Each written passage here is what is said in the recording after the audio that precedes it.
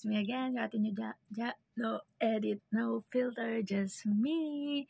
So for today's video, this vlog is about pangarap. So ayan, nagko-content lang ako about mga pangarap. So mga experiences, mga kung ano pinagsasabi ko dito. So ayan. So pag meron tayo inaabot ng mga pangarap, kailangan tayo maging mapagkumbabang tao. Hindi ko naman sinabi i-please mo lahat ng tao, but then you have to be humble. Gaya na sabi sa Bible, always humble yourself. Maging humble ka, lalo't maraming taong gagawing lahat minsan para mag-iba ka. Kahit ayaw mo magalit ngayong araw na to, talagang magagalit ka. But then, lagi mo isipin, ang mga nagpapakumbaba ay tinataas at ang nagmamataas ay siyang binababa. And lalo kapag may ginagawa kang business or yung mga pangarap ka sa buhay, yun yung pagsumikapan mo talaga, magpakumbaba ka. Kasi ang dapat mo ipinipilis si God, si Papa Jesus.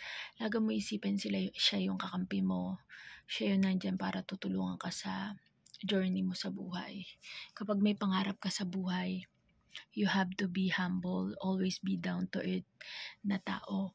Kasi kapag hindi ka ganon, kahit anong kayod mo, kahit anong pagsusumikap mo sa buhay, ala kang mararating kung mapagmataas kang tao at ang taas-taas ang tingin mo sa sarili mo.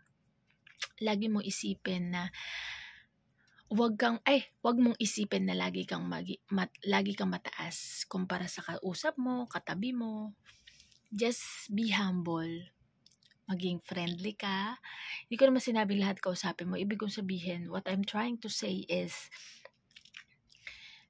wag mo isipin na mas magaling ka. Okay?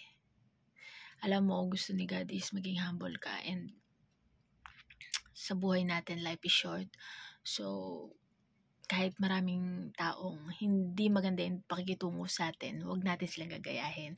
Wag kang mag-iiba dahil lang hindi ka pinapansin ng isa. Huwag kang mag-iiba dahil hindi maganda yung pakikitungo sa'yo. Just stay as you are. Just stay as you are. Huwag kang magbabago dahil lang sa pinapakita ng tao sa'yo na salbahe sila sa'yo, hindi ka nila pinapansin, hindi ka na nakausap, hindi maganda yung pakikitungo. Lagi mo isipin, God is watching you. God is always with you. And God will fight for you kahit anuman ang mga ginagawa ng tao sa paligid mo. Okay? Kung may pangarap ka sa buhay, ayun yung number 1 na gawin mo, magpakumbaba ka. Okay? Down to earth ka dapat. At lagi mong isipin na God, nothing is impossible with God. Matutupad mo rin yung mga pangarap mo. At yung mga taong nagmamaliit sa'yo, mababa ang tingin sa'yo, at walang paki sa'yo. One day, makikita ka nila at marirealize, ito pala yung tao na yun. Iba pala siya. But still, you treat them kung ano yung trato mo sa kanila, okay?